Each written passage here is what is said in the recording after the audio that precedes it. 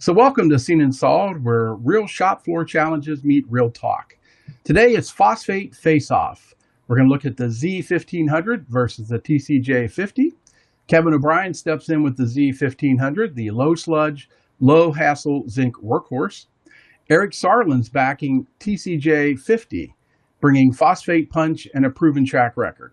It's chemistry versus chemistry, lab notes versus line trials, and maybe a few playful jabs along the way. So let's get into what matters: cleaner tanks, better performance, and bragging rights by the end. You're listening to the Seen and Solved podcast, brought to you by Hubbard-Hall. Better results, less chemistry. So guys, we're going to look at two products that Hubbard-Hall has, the Z1500 and then the TCJ50. Why don't we start off by, for those who may not know, just each of you kind of give me a background a little bit on what these products are and how are they used in the shop. Mi Phos Z-1500 was developed as a paint-based zinc phosphate for dip spin finishes, primarily in the automotive fastener world. And what we found after we had developed it was that the coating rate was a little bit higher than what we anticipated, so we were able to use it for other applications as well, i.e. phosphate and oil. The big thing that came out of this development was the sludge reduction. Right. 75%, we're confident, in saying, versus the traditional mid to heavy zinc phosphates. Coating weight runs in 13 to 1,800 milligrams per square foot. We were trying to get closer to 1,000, but Erik can talk about the TCJ on that one. Yeah, so we developed the TCJ product when I was with Torch Surface Technologies, which was purchased by Hubbard-Hall a few years back. The product was primarily designed to produce a product that could operate at low temperatures with low sludge in a non-nickel environment. We like to say it produces 76% less sludge. Just a little bit less more sludge than the Z1500. They're very similar products designed for almost the same applications, but our primary goal was low sludging, low temperature in a non-nickel environment, and it's worked out great as a pre-paint treatment or torque tension base on fasteners as well. And the product is not limited to just the TCJ50. Our TCJ line includes the TCJ100, which is a heavier coating weight, and then the TCJ750, which is a lower coating weight, and the TCJ50 is squarely down the middle of those two. And the Z1500 is also low temperature, nickel free as well. Erik, what is TCJ? Torch? What's CJ though? Well, the TCJ actually. So I was tasked with the challenge of coming up with this product that was low sludging, low temperature, non-nickel, that could operate across the full iron spectrum. And I spent many, many months in the lab trying to come up with this product. And when I finally did, TCJ stands for the crown jewel. Tommy placed it, the crown jewel. I love that.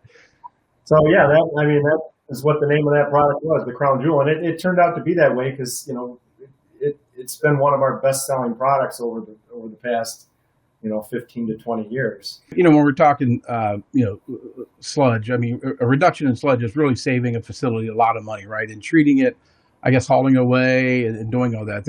It really is a cost reduction factor involved in that, isn't it? Yeah, and the biggest cost reduction is in line downtime, where they have to shut the line down, drain the tanks, dig the sludge out. Oh, yeah. Yeah. So lost productivity there, as well as the cost of disposing of that.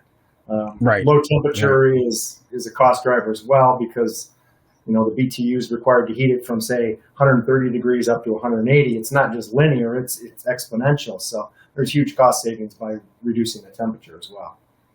So let's talk about this.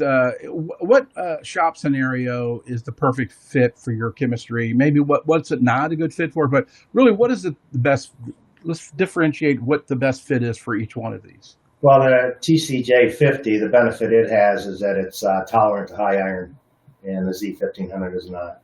If we get over 1% iron, we could have some issues. So most of our customers, not most, pretty much all of them, use live steam heat, which is a natural decant that keeps that iron below 1%.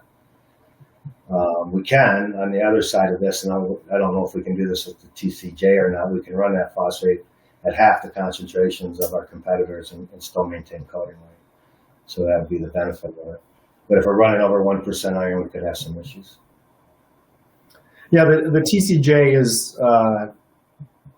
operates very well across the entire iron spectrum. So from 1 point of iron, and as the bath increases, it can operate up to 20 points of iron and still produce consistent coating weights. Typically what we'll see from our competitors, as the iron increases, the coating weight or the performance of the product decreases. The TCJ 50 is designed to produce a straight line in terms of coating weights and have that consistency. The Z-1500, I would say, is it's a little bit different than the TCJ 50. I won't say it's a bad product. It's more of a workhorse product. It can handle probably heavier loads. It does produce a little bit heavier coating weight, not so much where it's going to be a problem. But with the TCJ line of products, we can't produce as heavy of a coating weight as the 1500. So where he's saying their sweet spot is 1500 milligrams, with the TCJ 50, we're looking at about 1,000 to 1,200.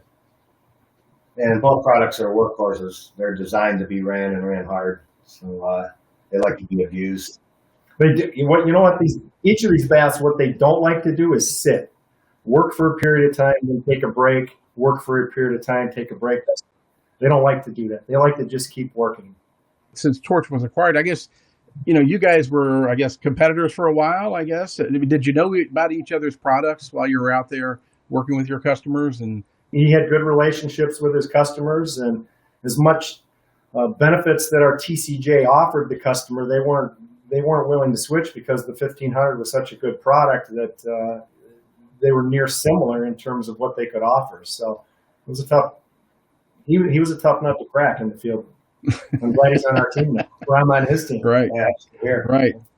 This is almost like Pepsi and Coca-Cola coming together here. I'm telling you, it just seems just like that. I'm telling you.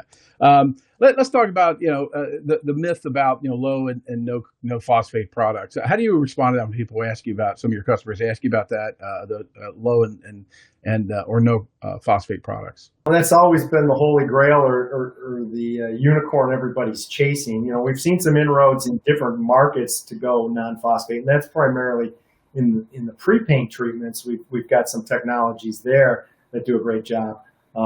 Cold forming in the fastener market, I don't see anything out there they can't hold up Yeah. to the abuse in the fastener market. I haven't seen one yet that can hold up to it, and I'd be surprised if that's in the near future. And if it is in the near future, rest assured it's going to be Hubbard-Hall that comes up with it. I wanted to ask real quick, if each of you, give me an example of where, you went into a customer and you put your product in over, either a competitor or something else they were using. What type of, and tell us a victory story on that. How did it work out for them? What was the results? How quickly did they start seeing results? Tell us about that. Well, I have a lot of stories with the low sludging phosphate because it is such a cost savers. I've been hugged by customers, kind of talk them into it. Is that legal? Can you still do that? I guess you could still Yeah, do that. this was done a few years ago. Yeah. I've been yelled at by line operators for taking their overtime away, cleaning sludge. Wow, there you go. Yes. Yeah, handshakes, high fives, game changer, for sure. I think, the one account that jumps out at me was the first account where we launched our TCJ line of products many years ago. And it was kind of a situation where the customer wanted the tail to wag the dog. They wanted us to put the product in because their process capabilities were restricted. At the time, they couldn't afford to purchase new heating coils, and they couldn't operate their bath at a temperature over 130 degrees, but they still wanted to get 1,000 milligrams of coating weight. We put the product in, and immediately it worked, and they've been a customer ever since. And they have a need to spend that money.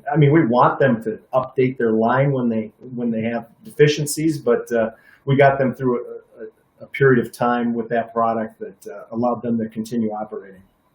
When you do convert a line over to your product when it's using something else, is it how does that go? I mean, you certainly you can put it in, but do you have to do a lot of training with the people that are running the line? Because I'm sure they've got some tendencies to do what they were doing before, either in adding components to it, or is there a lot of work that goes involved in maybe just getting the people that are going to be running these lines to really be adjusted to that new product? Like you said, it's a workhorse. It wants to work. It's probably not needing as much attention. But is there a lot of work with that involved? Typically, when you go into an account where they've been running these phosphates for a number of years, the operators are trained to understand it. And the technology is not so different that controlling and operating the bath on a day-to-day basis changes that much. They still have to run their titrations. We'll train them on that. I think the biggest thing is to the sweet spot for concentration based on where the iron's at. We'll train them how to run that. But for the most part, it could be as simple as going right over the top of their existing bath, maintaining their same procedures for testing and control, and then just simply turning the dial down on the temperature. Old habits are hard to break sometimes, but like I said, it seems like it's a much better and easier product to run than they have in the past, it seems like, with that. Well, the other thing with sliding conversions that I remind customers that they want to switch, if you want to see the true sludge reduction, start from scratch.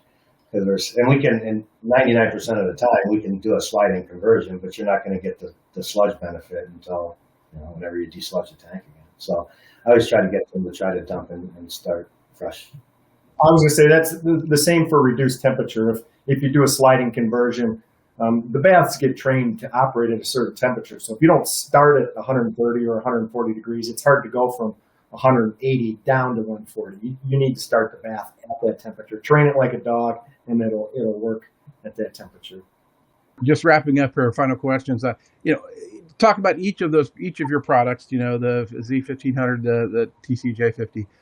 What's the biggest win that you have that others just can't compete with your product? Let's leave people on that note. What is it you all do that others just really can't reach at that point? Well, I think one thing with the TCJ is, it's an automotive approved product. We got Chrysler spec approval for torque and tension on that, and there are a lot of competitors that have that. So that's a big win for our product. That's sludge reduction. I mean, that's the biggest one, and the reduction in concentration. Barrel applications that drag out a lot of chemistry. So if you're running half the concentration, that's a cost saver. So those two things for the Z1500. I'm just assuming you're getting much better quality parts, more consistency all throughout with that. So it's got to be a bit, like you said, plus the cost reductions in the sludge or those type of things. It's got to be a big win for people. But great. Well, listen, I appreciate you both coming in and talking about this product. And I know people can visit Hubbard-Hall.com to get more information. But to Kevin and Erik, I appreciate you joining us today. Thanks for having us. Thanks for listening to Seen and Solved by Hubbard-Hall. For more episodes, visit Hubbard-Hall.com or wherever you get your podcasts. Be sure to like and subscribe, rate and review, and join us on social media. Produced by Awcast.